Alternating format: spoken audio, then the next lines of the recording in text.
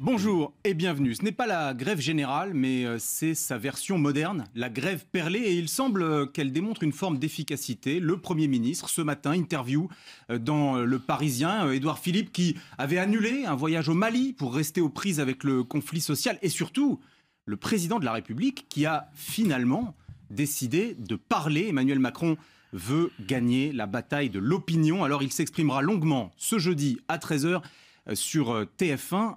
Peut-être qu'Emmanuel Macron craint la fameuse convergence des luttes. Jean-Luc Mélenchon, bonjour. Bonjour. Et bienvenue à vous. C'est la question, Jean-Luc Mélenchon. Cheminot, fonctionnaire hospitalier, retraité, étudiant, salarié d'Air France, salarié de Carrefour. Est-ce que toutes ces rivières de mécontentement finiront par former un fleuve au débit suffisamment puissant pour faire tressaillir Emmanuel Macron? Vous nous direz ce que vous en pensez. Nous parlerons aussi avec vous du vivre ensemble, communautarisme, lutte contre la pauvreté, politique de la ville. Tous ces sujets sont au cœur de l'actualité. Nous n'oublierons pas la situation internationale, à Gaza notamment.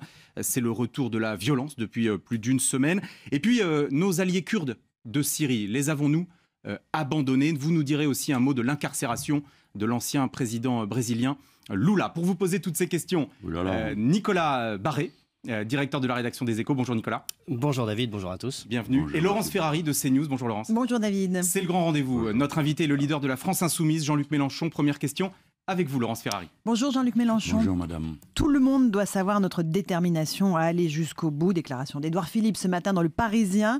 Que répondez-vous? J'ajoute qu'Emmanuel Macron, David l'a dit, sera aux 13h de TF1 jeudi. Visiblement, le gouvernement sort l'artillerie lourde. Comment pensez-vous pouvoir faire le poids en face? Tout ça est assez convenu. Monsieur Édouard Philippe a tort de parler comme ça. On en a connu d'autres qui prétendaient être droits dans leurs bottes et ainsi de suite. Vous vous rappelez le Juppéton? On comptait chaque semaine combien il y avait de kilomètres de...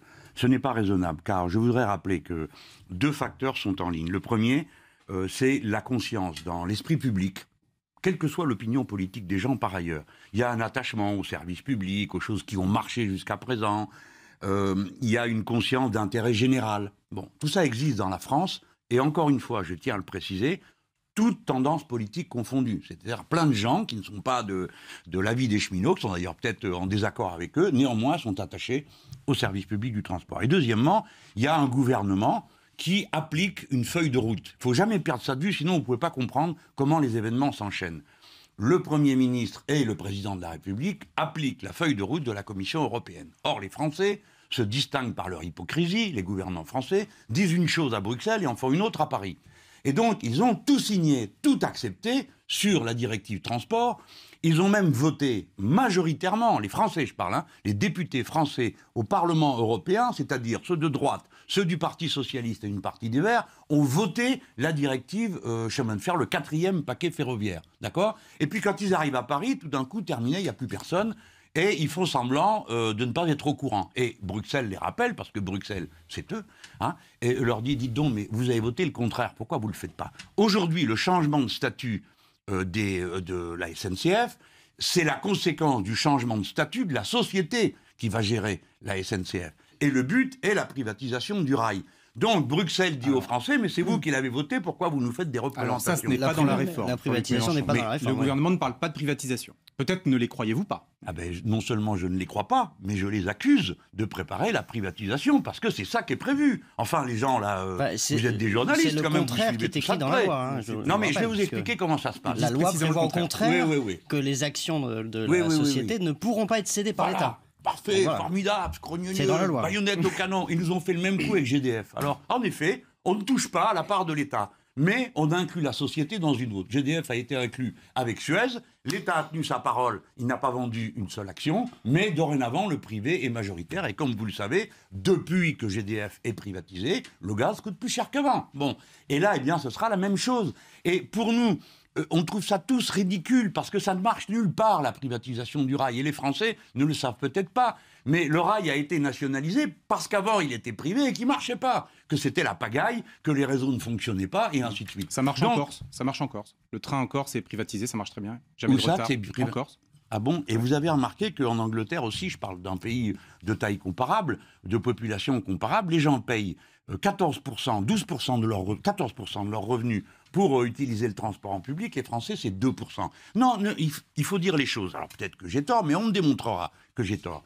La privatisation est un pillage. Deuxièmement, ça coûte plus cher. Troisièmement, ça fonctionne plus mal. Et quatrièmement, ça comporte un principe immoral, c'est que des gens vont monter dans le train et tous les jours payer des royalties à des actionnaires d'une société privée. Pour quelle raison ? Comment est-ce que vous allez faire le poids face à ce gouvernement qui met le paquet, encore une fois, en communication, qui va dans les journaux télévisés les plus regardés de France ? Comment vous, à la France Insoumise, vous allez combattre ? Franchement, ce n'est pas nous le centre de la lutte. Le centre de la lutte, il est syndical aujourd'hui. Et je le dis parce que dans notre stratégie, ça joue un très grand rôle. Nous ne sommes pas en train de... On n'est pas un parti classique. D'abord, on n'est pas un parti.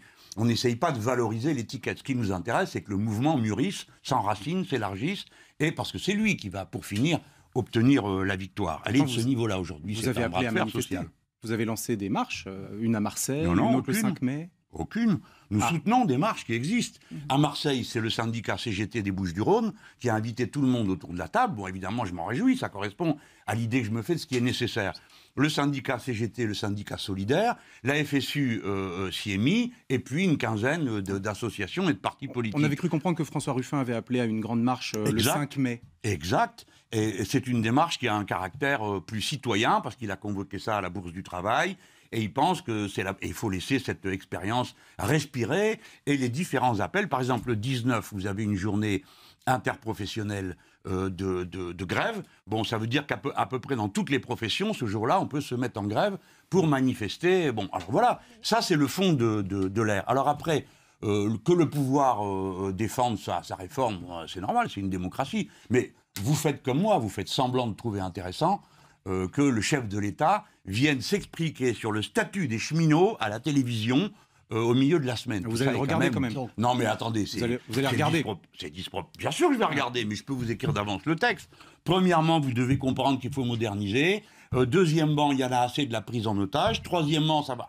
Blablabla, on connaît. Il ne va rien mettre de nouveau. La chose nouvelle qu'il pourrait mettre, c'est de dire, je vais vous expliquer pourquoi, avec un nouveau statut, on va effacer 50 milliards de dettes. Vous avez tous entendu ce chantage à la dette, on essaye de faire peur aux gens. C'est ridicule, 50 milliards, mais votre patron, il doit 50 milliards. Eh bien oui, M. Drahi, il doit 50 milliards. Et qu'est-ce qu'il vous dit, M. Drahi, quand on lui dit « Mais dites donc, vous devez 50 milliards » Le gars, il fait la réponse de bon sens. Nous, c'est pas notre patron. Ah bon, il y en a qui ne sont pas les employés de M. Drahi? Non. Bon, bah ça tombe bien, c'est rare. C'est pas grave. Non, mais c'est pour donner l'exemple d'un patron de presse. Lui, qu'est-ce qu'il répond? Une réponse sensée. Il dit « Mais attendez, regardez mes actifs. » Il dit, moi, je possède tout ça, et puis en plus, ça donne du bénéfice. Allez, la SNCF, combien le rapport? 6 millions par an. Oui. Quels sont les actifs de la SNCF? Des millions de kilomètres carrés, des centaines de bâtiments, plus une entreprise qui crache 6 millions de bénéfices par an. La SNCF va bien. Oui. Le problème est une écriture comptable. Pourquoi l'État n'a pas repris la dette au moment où ils ont séparé le réseau ferré de la société SNCF? Les Allemands l'ont fait, nous non. Et maintenant, on vient rendre les cheminots responsables. Nicolas Barré, allez-y. Nicolas. Donc ce soir, c'est de nouveau la grève. Vous savez ce qu'a dit Édouard Philippe, si les grévistes doivent être respectés, les millions de Français qui veulent travailler doivent l'être aussi. Bien sûr, donc, finalement, qu'est-ce que vous leur dites à ces usagers qui vont se retrouver? Ah non, mais d'abord, il faut dire une chose, c'est que c'est très pénalisant tout ça. C'est pénalisant pour les cheminots qui perdent des jours de salaire, c'est pénalisant pour les gens qui attendent sur le quai des trains qui n'arrivent pas, mais il ne s'agit pas de nier ça. Mais quelle est la cause de tout ça? Il s'appelle Édouard Philippe, il s'appelle Macron. C'est ni les cheminots ni les usagers qui sont responsables de cette situation. Et je fais remarquer que dans cette affaire, ceux qui respectent les usagers, c'est nous. Parce qu'on est en train de se battre pour eux, pour qu'il y ait des trains, pour qu'ils ne coûtent pas plus cher, pour qu'ils soient réguliers, pour qu'il y ait des lignes partout. Il ne faudrait quand même pas se tromper. Dans ce cas, ceux qui mettent en danger le système et pénalisent la vie des usagers, c'est ceux qui sont au pouvoir. Comment expliquez-vous que, selon le sondage IFOP du jour, 62% des Français souhaitent que le gouvernement aille au bout de la réforme? Oui, alors je ne sais pas où vous avez trouvé un truc pareil. Dans le JDD ce matin. Bon, et si c'est le JDD, évidemment c'est la vérité, parce que ce matin il y a autre chose qu'une photo de Macron dans le JDD. Ne me dites pas une chose pareille.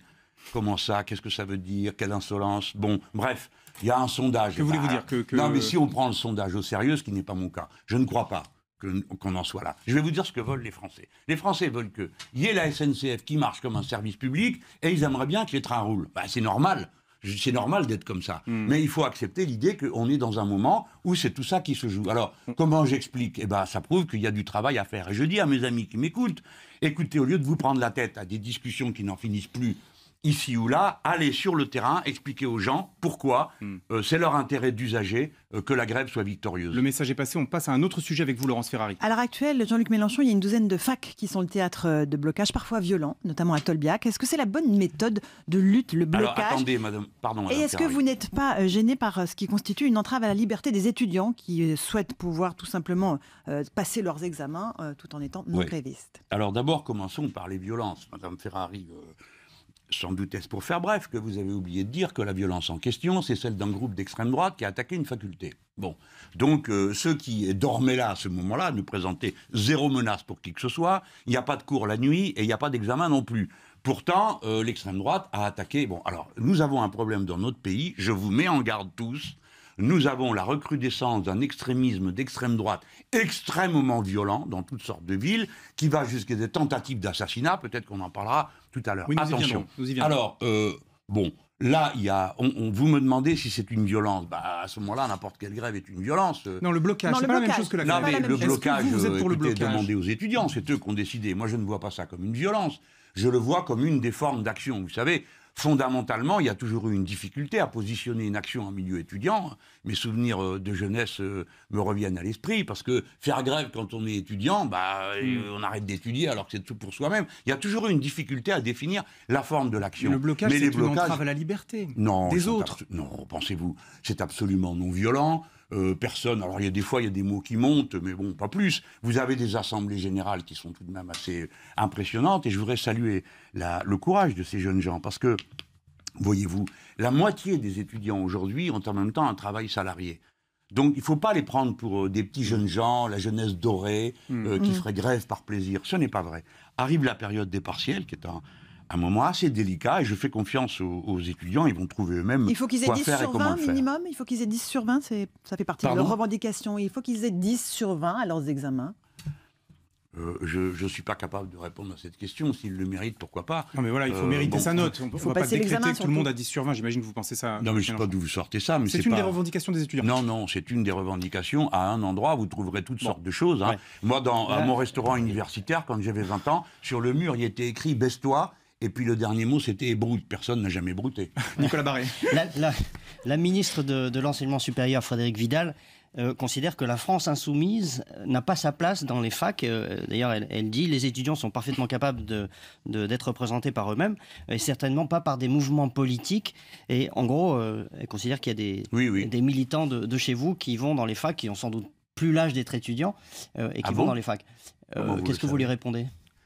Je réponds qu'elle est d'une banalité réactionnaire tragique, quoi. En ce moment, ils ont tous repris tous leurs vieux machins des années 60. Alors, ils parlent de gréviculture, ils insultent les salariés. Alors ça c'est des militants politiques extérieurs. Ouais. D'abord, premièrement, si vous voyez la moyenne d'âge des membres de la France insoumise, vous seriez un peu étonné. Bon, après... C'est-à-dire qu'ils sont jeunes, vous voulez dire? Ben oui, puis je vais vous dire une chose, mais elle a tout à fait raison, on a besoin de personne. Mais je voudrais rappeler à Madame la Ministre que beaucoup d'étudiants... la totalité des étudiants sont quoi? Majeurs, c'est-à-dire citoyens, ils vont voter. Et la citoyenneté, c'est partout, en tout lieu, en toutes circonstances. Et en plus, ce sont des gens quoi? Instruits, parce qu'ils vont à la fac, donc ils savent ce qu'ils font, ils n'ont pas besoin qu'on leur tienne la main. Et quand ils décident de faire la grève, c'est parce qu'ils décident que c'est nécessaire. J'ajoute une chose, je le dis à cette pauvre ministre, la catastrophe est consommée. Les facultés et les universités sont remplies de jeunes citoyens qui votent France Insoumise, et mieux que voter, ils pensent comme la France Insoumise. Et il y en a d'autres d'ailleurs. Je pense que tout ça, c'est pas la bonne façon de discuter. Au lieu de parler de ces bêtises, on devrait dire quelle est la tête d'œuf qui a inventé une histoire comme les lettres de motivation. 10 lettres de motivation par jeune qui veut entrer en fac. Vous avez donc à l'autre bout des gens à qui on dit maintenant vous allez dépouiller 4 millions de lettres sans que vous ayez une personne de plus pour traiter le courrier. Et puis les jeunes, qu'est-ce que c'est? Vous, les miens, bon, ça va quoi, on va les aider. Alors vous voyez, voilà, monsieur Barré, alors vous allez prendre votre gosse et vous allez faire la lettre avec lui. Monsieur le professeur, j'ai rêvé toute ma vie d'être chimiste. Bon, lettre numéro 1. Lettre numéro 2. Monsieur le professeur, toute ma vie, j'ai rêvé d'être professeur d'histoire, et ainsi de suite. C'est-à-dire qu'on apprend aux jeunes à mentir 9 fois. Parce que les jeunes, ils ont un projet, peut-être 2, mais ils n'en ont pas 10. 10 lettres de motivation, c'est un exercice invraisemblable. Et vous savez ce qui se passe. Une bonne partie ne sait pas ce que c'est qu'une lettre de motivation et donc n'en écrit pas, Il faut et se apprendre. trouve éliminé. Peut-être Et puis qu'il vous suffit avez des d'apprendre. boîtes, parce qu'alors eux m'ont vu en 24 heures, ils étaient là. Hein. C'est comme les mouches, dès qu'il y a quelque chose à manger. Alors là, il y a de l'argent à prendre pour 200, 300 et même jusqu'à 900 €. Vous avez des entreprises qui vous aident à écrire, On des peut lettres de considérer que motivation. c'est pas inutile pour un jeune étudiant qui va entrer dans le marché du travail d'apprendre à écrire une lettre de motivation. C'est Non, aussi c'est quelque chose qui stupide, nécessite c'est pas d'être ça appris. qu'on lui demande. Bon. Quand on a 17 ou 18 ans et qu'on arrive à la fac, on vous demande d'être bon en histoire, d'être bon en géographie, bon en chimie, bon en physique et de travailler. Un Et dernier- pas d'écrire des lettres de motivation qui Alors, n'ont aucun sens. Un dernier point sur lequel j'aimerais avoir votre sentiment. Dans ce mouvement qui monte dans les facultés, on a pu observer à Paris 8 un tag qui a beaucoup fait parler dans la société française. Ah Frappez vite, frappez fort, un bon flic est un flic mort.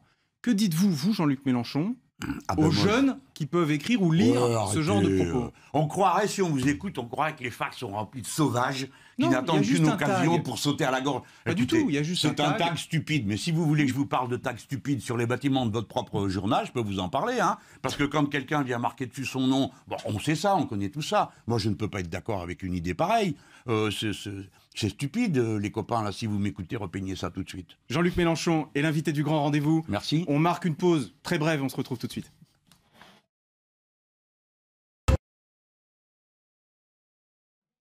Un peu de temps sur Lula pour Le que- grand rendez-vous avec Jean-Luc Mélenchon, deuxième partie. On reprend avec vous, Nicolas Barré.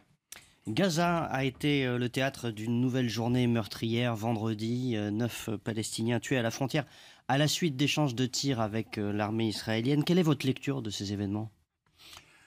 Dans mon esprit, je crois que le gouvernement d'Israël est tellement dominé par l'extrême droite qu'il y a un processus de surenchère dans ses rangs et qu'on débouche sur des situations qui sont inadmissibles et qui ne peuvent que faire empirer la situation de jour en jour. Il n'y a pas de la Tirer surenchère en sur des face foules aussi sans défense, comme ce fut le cas il y a une semaine, qui manifestaient, bon, on peut le comprendre, Gaza est assiégé dans des conditions qui sont inhumaines et à mes yeux inacceptables. Je redoute cette escalade que je vois monter côté affrontement avec l'armée israélienne qui tire sur des gens qui protestent contre le sort qui leur est fait, à l'intérieur d'une situation par ailleurs explosive de montée des tensions où on a l'impression qu'un certain nombre de gens veulent la guerre dans le secteur, veulent créer des provocations pour qu'il y ait la guerre. Alors ça va de ce qui se passe là à Gaza à cette espèce d'escalade verbale avec l'Iran, les mouvements qui se font de l'Arabie Saoudite contre le Yémen, où vous avez la plus grave crise humanitaire du monde, selon l'ONU, qui se joue là-bas. La zone est en ébullition, en effervescence, et j'en suis très inquiet. Mais vous dites foule sans défense. Israël dit qu'il y a dans cette foule des membres du Hamas, des terroristes, qu'ils reconnaissent, disent-ils. Est-ce qu'Israël ment sur ce point? Ce n'est pas acceptable. Alors à ce moment-là, qu'est-ce que ça veut dire? Que chaque fois qu'il y a une foule et que vous repérez quelqu'un dont vous avez entendu dire que, vous lui tirez dessus? Non, je pense que ce sont des excuses de dernière minute, mais que sur le terrain, d'abord les gens n'entendent pas une chose pareille. Ce qu'on voit sur le terrain, c'est les morts, et c'est l'escalade. Un de vos confrères a été tué, il était à plus de 350 mètres de la ligne, et est muni d'un appareil photo. C'était pas un terroriste du PKK, celui-là, un non? gilet presse, effectivement. Bon, en Laurence effet, il Ferrari. avait un gilet presse, donc ça se voit. Je le dis parce que c'est la vérité. Le gouvernement d'Israël pousse à la guerre. Voilà, je le dis comme c'est, politiquement, parce qu'il est sous l'emprise de l'extrême droite. Je doute que toute la société israélienne soit d'accord avec des méthodes pareilles. Hein. J'en doute, parce que nous recevons aussi des signaux qui viennent de ce qui reste de la gauche israélienne, où les gens sont horrifiés par cette escalade. On va partir au Brésil. L'ancien président du Brésil, Lula, candidat à la prochaine élection, a été incarcéré cette nuit pour corruption. Quelle est votre réaction? Est-ce qu'il faut que la justice passe? Ce n'est pas la justice dont nous parlons. C'est d'une bande de voyous liés directement aux intérêts de la droite brésilienne qui, ne sachant comment se débarrasser du pouvoir du Parti des travailleurs et de la personne de Lula, d'abord a fait démettre la présidente, Madame Dilma Rousseff. Alors imaginez, elle a été démise sur la base d'une accusation lancée par quelqu'un qui maintenant est en prison parce que lui-même est corrompu. Cette femme n'a jamais été corrompue. De même, Lula n'a jamais été corrompu. Vous ne croyez pas du tout à ces On accusations? l'accuse d'avoir un triplex, mais enfin, c'est ne rien connaître à la vie de Lula et à l'idée qu'il se fait de lui-même que de croire qu'il puisse être acheté avec un appartement. Vous savez, il arrive un âge et une situation à partir de laquelle on cesse d'être soi-même. On est un symbole. Lula est le symbole de la pauvreté vaincue au temps où il était président de la République. C'est un coup d'État judiciaire. Imaginez-vous, il avait plus de 15 points d'avance dans les sondages sur tous ses concurrents. Ils ont trouvé la réplique, le foot en tôle. Voilà. C'est une situation horrible. Les médias de l'oligarchie brésilienne ont tapé, mais... Alors maintenant, on connaît la méthode. Hein. On commence par avoir une énorme campagne de presse sans preuve, puis on a un déchaînement sur des prétextes, et enfin on met les gens en prison. Alors je ne sais pas, je suis inquiet, parce que je trouve que... Je ne sais pas comment tout ça va évoluer. Je trouve qu'en Amérique latine, les méthodes... c'est toujours là-bas que l'Empire teste ses méthodes de combat, qu'on retrouve ensuite des fois en Europe. Quand vous dites l'Empire, vous parlez des États-Unis d'Amérique ? Oui, pardon, les États-Unis d'Amérique. Quand on dit l'Empire, pour nous, c'est les États-Unis d'Amérique dont on parle. Alors, dans tous les pays déclenchent des opérations de cette nature. On voit d'ailleurs les ambassadeurs des USA, cette espèce de proconsul qui dirigent la manœuvre. Et là, en ce moment, attendez, parce que là, au Mexique, sur la frontière des États-Unis, notre candidat a 16 points d'avance sur tous les autres. Et quand il vous salue au téléphone pour dire au revoir, il dit au revoir et à la prochaine si je suis encore là. Mais là, en gros, vous considérez que tout ça, c'est monté de toutes pièces. L'histoire de Lula, la corruption, tout ça, vous n'y croyez pas? C'est les États-Unis derrière qui ont inventé... Oui. Alors, il y a eu de la corruption au Brésil, je n'ai pas l'intention de dire le contraire. Mais là, nous parlons de Lula, si vous voulez bien, on traite d'un problème particulier. Sinon, je suis d'accord pour parler du problème général. Il est innocent. Mais Lula est accusé d'être un corrompu, je dis c'est un mensonge. Voilà, point. C'est un mensonge, Lula n'est pas corrompu, et c'est le moyen qu'ont trouvé l'oligarchie et les États-Unis d'Amérique pour l'empêcher d'être candidat et de gagner de nouveau une élection et de faire une politique favorable aux pauvres, aux humiliés et aux opprimés qui sont les plus nombreux au Brésil. Un dernier point de politique internationale avant de revenir en France. Que pensez-vous, Jean-Luc Mélenchon, de la politique de notre pays vis-à-vis des Kurdes de Syrie qui étaient nos alliés dans la lutte contre Daesh? C'est la confusion la plus totale. Parce qu'une bonne partie du jeu qui se noue en ce moment dans cette région du monde se joue sous la table. Et les cartes que l'on voit sont absolument biseautées. On voit que la Turquie, une semaine, est notre allié, la semaine d'après, notre adversaire. Un coup, elle est dans la coalition, un coup, elle n'y est pas. Quant aux Kurdes, la politique de la France a été totalement brouillonne. Parce que pendant un temps, on ne les aidait pas, puis tout d'un coup, on s'est rendu compte que c'était eux qui étaient en train de vaincre des terroristes, mais les soi-disant terroristes, en réalité, c'est une armée payée par d'autres puissances de la zone, comme l'Arabie Saoudite et le Qatar, et donc la France avait en partie les mains retenues pour dire, mais écoutez, il faut leur tordre le cou à Daesh. Mais Daesh est lui-même une organisation politique qui est liée à plusieurs puissances régionales. Attendez, pardon. Et alors maintenant, nous voilà arrivés au point où un membre de l'OTAN pilonne nos alliés et on ne fait rien pendant des semaines. Je vous rappelle que quand même, circonstance troublante, Erdogan, le président de la Turquie, qui est un personnage extrêmement violent et tyrannique, est venu à Paris avant de déclencher son offensive. Il est incroyable qu'il n'en ait pas parlé au président Macron, il en a parlé. Et maintenant, voilà que tout d'un coup, le président, tant mieux, dit « Ah bah non, faut pas faire ça aux Kurdes ». Mais que fait-il, lui, concrètement? Rien. Donc, vous, moi, on est tous là devant un spectacle auquel on a du mal à comprendre les tenants et les aboutissants.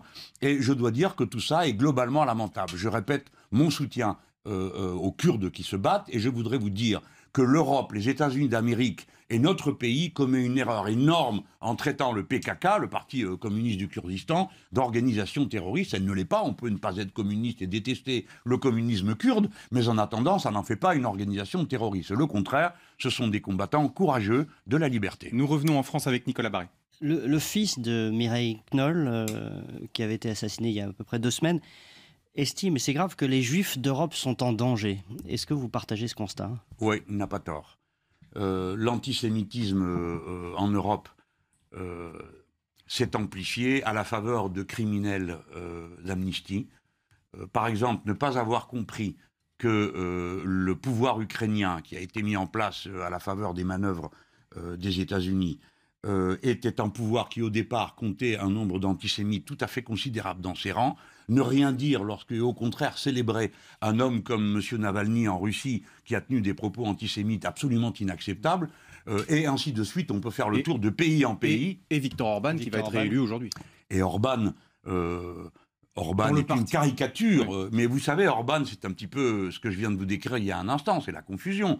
J'ai vu au Parlement européen, lorsque j'étais parlementaire européen, je nous ai vus tous voter des motions contre les partis au pouvoir en Ukraine. Alors tout le monde votait, hein, même la droite, et en Hongrie. Et ensuite, quand M. Orban arrive dans l'hémicycle, il fait un discours, et puis le président du PPE, le parti de la droite européenne, M. Daul, à l'époque c'était un Français, le prend dans ses bras et l'embrasse. Tout le monde était consterné. Donc il y a eu de criminels, je le dis, amnistie, de criminels envie de regarder ailleurs par parti pris politique, et qui a permis à l'antisémitisme de connaître un regain dans toute l'Europe. Oui, j'estime en effet que les communautés juives, parce que dans certains pays on peut parler de communautés, tellement les gens se sentent menacés et se regroupent, sont en danger. Laurence Ferrari. Le président du CRIF, Francis Khalifa, vous menace de poursuites judiciaires. Si vous ne présentez pas d'excuses, il vous reproche d'avoir dit après la marche blanche en hommage à Mireille Knoll, dont vous avez dû être exfiltré par la police, Khalifa et la LDJ ont fait plus pour l'antisémitisme à cette occasion que des dizaines de basses besognes des vecteurs antisémites. Que lui répondez-vous? Attendez, d'abord, je n'ai pas l'intention de répondre à ce chef communautaire sur les terrains qu'il choisit. Ceux qui veulent lire ce que j'ai écrit peuvent aller sur mon blog, ils y trouveront exprimé la pensée cohérente d'un républicain convaincu comme je le suis. J'ai dit en effet que M. Khalifa avait plus fait pour l'antisémitisme. Pourquoi? Parce que cette pauvre dame est assassinée. La justice dit qu'elle l'est pour des raisons antisémites. Tout le monde vient à la rescousse pour que chaque juif de France entende nous sommes autour de vous, c'est un acte de fraternité et d'amour. On s'en fout de savoir ce que vous pensez politiquement de ceci ou de cela, et même de quel est votre avis sur les événements internationaux. Et c'est le moment où l'Assemblée nationale, les 7 présidents dont je suis, appellent à participer à la marche. Mon groupe, la France Insoumise, vient à 10 sur 17. Nous sommes le groupe le plus représenté proportionnellement. Le président de l'Assemblée nationale est là. L'Assemblée suspend ses travaux pour dire « Nous venons tous à la rescousse. Il n'y a qu'un seul peuple français. Nous interdisons qu'on assassine pour des raisons d'antisémitisme ou de racisme. » Et c'est le moment où M. Khalifa sort de sa boîte et décide d'une manière totalement irresponsable, y compris contre la vie de la famille, que tel ou tel n'est pas bienvenu, en l'occurrence moi. Et pourquoi? Pour quelle raison? Quel motif a-t-il mis en avant? Il a mis en avant le fait que je critique et condamne la politique du gouvernement d'Israël. Donc, pour aimer et pour se sentir en fraternité avec les juifs français, il faudrait d'abord commencer par approuver la politique d'Israël. Tout ça est totalement fou. Ce n'est même pas le point de vue de la majorité des juifs français qui ne voient pas les problèmes comme ça. Donc cette personne s'est accaparée, pour des raisons de pur communautarisme, la parole d'un certain nombre de ses concitoyens. Eh bien, je lui dis non. Il ne représente que les quelques affidés de son organisation, un point c'est tout. C'est lui qui doit des excuses à l'Assemblée nationale, parce que c'est une situation qui est intolérable. Nous étions 10 en écharpe. Nous sommes arrivés à l'appel de l'Assemblée nationale. Nous avons été assaillis par une milice que M. Khalifa a déchaînée sur nous. Cette milice s'est adressée aux femmes en écharpe qui m'entouraient, écharpe tricolore, en les traitant de putes. Ils ont exprimé des injures homophobes continuelles. Et quant à moi, j'ai eu droit à des injures racistes en me traitant de collabo d'arabe. Eh bien, tout ça n'est pas permis en France. Ici, nous sommes tous citoyens du même pays.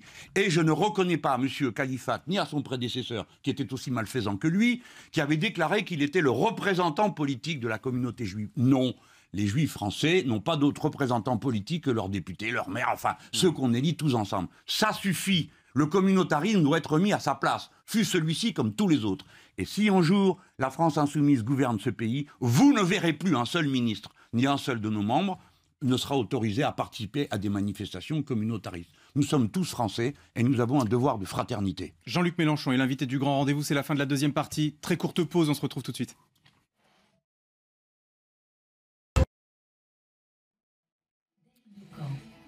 L'invité du Grand Rendez-vous est le leader de la France Insoumise, Jean-Luc Mélenchon. Troisième partie, on reprend avec vous, Laurence Ferrari. Notre-Dame-des-Landes, Jean-Luc Mélenchon, nous annonce que demain aura lieu l'évacuation probable d'une partie des zadistes avec l'envoi de forces de gendarmerie, de police, avec la volonté d'expulser les plus radicaux. Est-ce que le gouvernement doit faire respecter l'autorité de l'État après avoir abandonné le projet, ou est-ce que c'est de la gesticulation pour vous? C'est vraiment de la gesticulation, c'est une diversion. Alors, ils ont concentré un matériel énorme, j'ai vu des photos. On voit des espèces de véhicules blindés sur la route, et doucement, quoi. Les gens qui sont là-bas, il n'y a pas besoin de les affronter avec un matériel militaire. Enfin, ils sont armés. Non, c'est ridicule. Bon, la décision a été prise, c'était le couronnement d'une lutte qui a duré 50 ans. À quoi bon en finir en venant aux mains? Tout ça pourrait se discuter beaucoup plus tranquillement. Il y a des gens qui veulent rester sur place. Vous savez qu'il y a des zones qui ont été expropriées. Donc à quoi bon faire tout ça? Pourquoi cette bataille rangée? Pourquoi? Sinon pour montrer que les opposants sont des sauvages et des barbares. Enfin, c'est ça qu'espère Monsieur Macron. Il espère créer un incident là-bas qui détourne et permette de globaliser, de dire il y a des violences partout. Et vous pensez que ce sont des bisounours, les zadistes? Je ne sais pas, j'en connais quelques-uns qui est fort sympathiques. Et vous pensez qu'ils le sont tous quand même. Certains pratiquent tout de même une forme de violence. Ah bon, vous les avez vus, vous? En tout cas, ils menacent d'y avoir recours. Oui, d'accord, mais c'est pas fait, non, sauf erreur. Non, vous avez d'autres infos, pardon. Peut-être que vous-même vous en fréquentez, qui vous ont annoncé qu'ils comptaient se jeter sur les policiers avant même qu'ils arrivent, non? Je sais pas. C'est ce qu'exprime le ministre de l'Intérieur, exprime des craintes. Peut-être qu'il essaye de manipuler. Tout ça, c'est des histoires. Supposons je sais pas, moi, s'ils occupaient la Tour Eiffel, on peut dire, ça nous empêche de visiter. Mais vous, David, vous avez l'intention d'aller là-bas, dans la forêt? Pas dans l'immédiat, mais si ça devenait un endroit agréable, je pourrais tout à fait y aller. Tout ça est grotesque. C'est une espèce d'escalade où on va se jouer une guéguerre pour montrer que scrogneux, mouvement de menton, voilà, c'est la même chose que l'interview aujourd'hui du Premier ministre qui dit j'irai jusqu'au bout. Pas besoin de s'énerver comme ça. Nicolas Barré. Confirmez-vous, Jean-Luc Mélenchon, que votre avocat a demandé que Gérard Collomb, le ministre de l'Intérieur, soit entendu par la justice pour expliquer pourquoi vous n'aviez pas été mis au courant de menaces de mort en provenance d'un groupe d'extrême droite pendant la campagne des législatives? En effet, je me suis porté partie civile dans cette affaire parce que j'ai appris en octobre dernier que un groupe de gens avait l'intention de me tuer, ainsi que M. Castaner. Alors, je suis désolé, mais j'ai pris ça au sérieux. M'en voulez pas. Des gens annoncent qu'ils veulent me tuer, je m'y intéresse.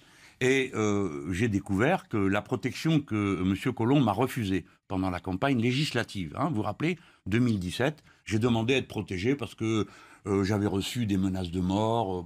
Voilà, ça se fait d'habitude comme ça. Moi, je ne demande pas à être protégé tout le temps. Mais là, j'avais besoin parce que j'avais reçu à Marseille des menaces de mort.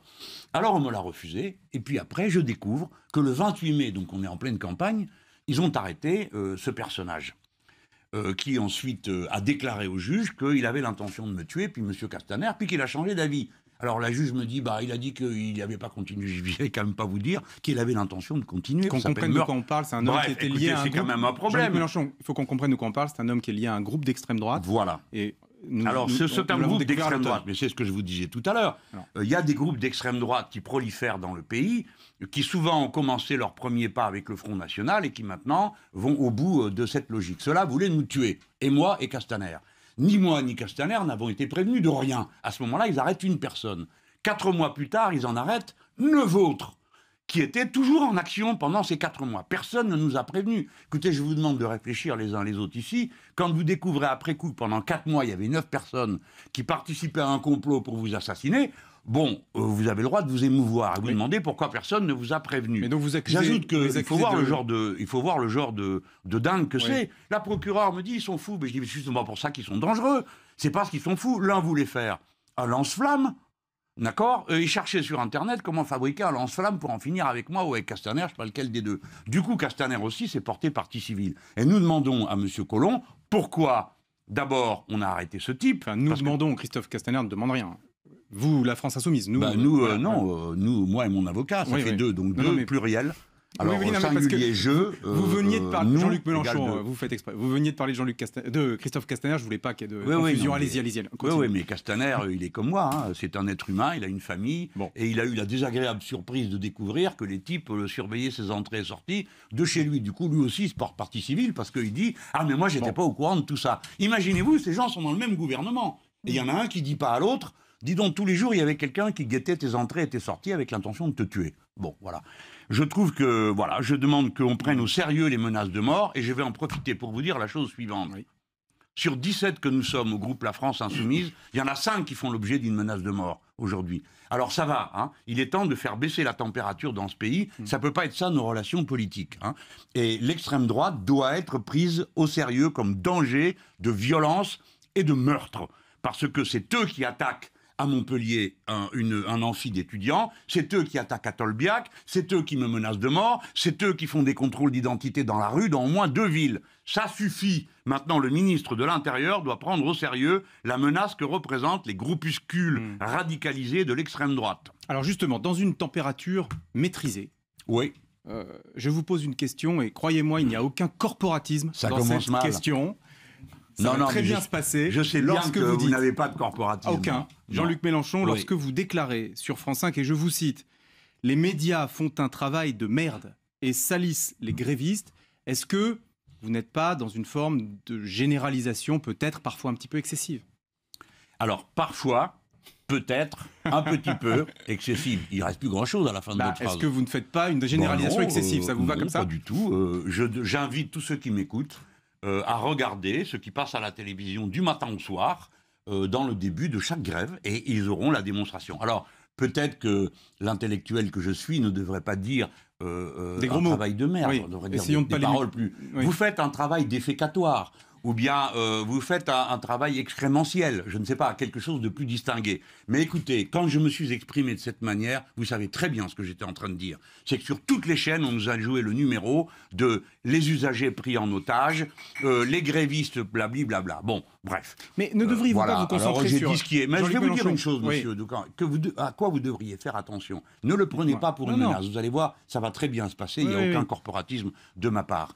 Mais lorsque les travailleurs de la CGT vont au pied d'une chaîne d'information en continu avec une pancarte pour mettre en cause cette chaîne en la traitant de menteur et qu'il n'y a pas une image qui passe, on peut se demander s'il n'y a pas peut-être un petit peu une manipulation excessive. On en a parlé de sur la Europe même 1 de cette manière, manifestation. quand les étudiants de Toulouse sont obligés d'aller au siège de la Dépêche du Midi pour obtenir que leur communiqué passe, quand les étudiants de Lille sont obligés d'aller au siège de la Voix du Nord pour que leur communiqué passe, je vous dis juste une chose, parce que je vous aime beaucoup, figurez-vous, j'ai fait votre métier autrefois. Vous avez pris une pente sur laquelle la détestation populaire est parvenue à un point que vous devriez, vous aussi, faire un peu baisser une certaine forme de, comment dire, de ce qui est perçu comme de l'arrogance. Voilà, je vous le dis, en toute amitié, bien sûr, et sans C'est corporatisme. amical. Allez-y, Laurence On va Ferrari. reparler politique. Le Parti socialiste tient son congrès à Aubervilliers. Ah oui, il ce paraît, week-end. oui. Est-ce que vous dites à Emmanuel Morel et son aile gauche du PS, rejoins-nous camarades? Dites donc, vous êtes bien familière. Bon, je pense qu'ils savent ce qu'ils ont à faire. Je suis consterné. Bon, qu'est-ce qu'on attend du congrès du PS quand on est France Insoumise? La réponse est une question simple. Vous êtes dans la majorité ou dans l'opposition? Déjà, ça nous ferait du bien de le savoir. Parce que ce n'est pas clair. Bon, et quand j'ai entendu M. Faure dire qu'il pensait qu'il était dans l'opposition, tant mieux. Bon, j'espère qu'on a quelques garanties, qu'on va pas retrouver demain encore un député qui la veille vote contre la loi de finances et le lendemain se retrouve au gouvernement. Bon, mais il suffit pas. Alors, je sais bien, hein, déjà, il dit on est dans l'opposition, voilà, qui est nouveau. Mais les gars, vous allez voter à votre congrès que vous êtes contre la réforme du statut des cheminots. C'est bien ça que j'ai compris. Donc, vous remettez en cause votre vote au Parlement européen pour le paquet ferroviaire, parce que dans le paquet ferroviaire, il était écrit que c'était une très bonne idée de changer le statut et de changer la propriété. Ce que je veux dire par là, c'est que les socialistes doivent aller au fond, jusqu'au bout de la remise en cause des années épouvantables du social-libéralisme, où ils appliquaient une politique de libéraux. Il ne leur suffit pas de recommencer la gesticulation, le tango du passé, un pas en avant, deux pas en arrière. Et c'est Emmanuel pas- Morel, vous lui tendez la main ou pas? Alors attendez, je vais venir à Morel, mais d'abord, c'est pas lui qui est le chef aujourd'hui. Non, mais D'accord. justement, C'est Olivier Monsieur Faure ne Faure. fera pas ce que vous préconisez. Pourquoi On le sent bien. Ah ben, c'est On vous se qui dirige vers dites. une synthèse. Ah non ben bon, Vous avez pas le d'accord, alors sentiment il fait une synthèse, donc Bah, ça continue comme avant. D'où la question. Ouais, est-ce ben que- j'en est-ce profite que pour vous- dire aux socialistes, dites voir les amis, c'est pas très malin de faire un congrès pour terminer à la fin sur des critiques de la France insoumise qui sont celles de la droite, la récupération politique, et qu'un crétin comme M. Mexando aille faire le clown à la tribune en appelant Alexis Corbière Alexis Corbillard. Ça, c'est pas des bonnes manières. On n'avancera pas si vous y prenez comme ça. Mais enfin, comme les gens vous ont déjà recraché, ils vous recracheront une deuxième fois. Quant à Morel, c'est le seul, moi je ne veux pas lui nuire, c'est le seul qui part d'un point de vue un peu réaliste. Il dit à tous ses autres camarades, il leur dit, écoutez, vous dites que vous voulez revenir au pouvoir, mais c'est absolument impossible avec vos 6%. Il faudra bien trouver des alliés. Mais ça, c'est son problème à lui, pas à moi. Alors, bien sûr que ce que dit M. Emmanuel Morel est intéressant et nous intéresse. Mais nous le regardons parce que nous avons trop vu de gens nous faire la danse du ventre, pour ensuite ne rien faire du tout. Or, la vie est sérieuse. Aujourd'hui, le pays est entré dans une zone de tempête. Nous sommes, vous l'avez dit vous-même en ouvrant ce journal, dans un mai 68 perlé. Ah non, je n'ai pas dit La ça. France est devant son histoire. Je n'ai C'est pas pas le dit moment ça. de la samba. Oui, qu'est-ce qu'il y a? Non, j'ai pas dit mes 68 perlés, mais c'est pas grave. Non, allez-y. c'est moi qui le dis. Oui, vous le dites. Vous, voilà. vous avez dit que c'était une Une forme grève perlée. perlée. Voilà, j'ai Oui, dit. bah là, on fait une Ah, synthèse. Oui, oui, c'est ça. Puisqu'on parle des socialistes. Nicolas Mai Barré. 68 perlé. Alors, puisqu'on est chez les socialistes, François Hollande publie un Les livre. socialistes, celui-là? En tout cas, il Oui, se oui, rapproche de Ah oui, François c'est vrai, Hollande. il a une carte. Pardon, oui, il oui. a dit qu'il avait François Hollande est repris sa socialiste. carte. Il a voté au Je Congrès. voulais dire. oui. Il a voté au Congrès aussi. Ouais. Voilà, donc il est toujours Alors, socialiste. oui, Il son publie livre. un livre qui s'intitule Les leçons du pouvoir. À votre avis, quelles leçons a-t-il pu tirer de son quinquennat? Bah, il va falloir plus d'un livre, hein. Ou alors... Écoutez, je n'ai pas lu le livre, je vais le lire avec gourmandise. Ah oui. Parce que je ne peux pas oublier que j'ai quand même eu un bras de fer avec cet homme et qu'à la fin, c'est lui qui a perdu. Il faudrait quand même le rappeler. Et il a perdu parce qu'il a passé par-dessus bord tout ce qui constituait le cœur de l'idéal socialiste. Voilà. Et après avoir reçu de ses camarades un parti qui dirigeait la totalité des régions, les 3/4 des départements, toutes les grandes villes de France, qui avait la majorité au Sénat et à l'Assemblée nationale, il a rendu une ruine. Voilà, cet homme devrait s'interroger sur le sens des malhonnêtetés intellectuelles qu'il a commis contre ses camarades. Et moi, je ne lui pardonnerai jamais. Notamment de m'avoir menti lorsqu'il m'a promis l'amnistie sociale des syndicalistes pour ensuite organiser un de ces traquenards dont il avait le secret et obtenir qu'à la fin, il n'y ait aucune amnistie. Alors même que tous ces syndicalistes, pendant la période de M. Sarkozy, s'étaient battus pour faire vivre un idéal qu'ils pensaient représenté par cet homme. Nous arrivons au terme de ce grand rendez-vous. Jean-Luc Mélenchon, un tout dernier mot. Vous soutenez l'Olympique de Marseille? Écoutez, je suis Marseillais, Oui, parlez-moi poliment, je vous prie.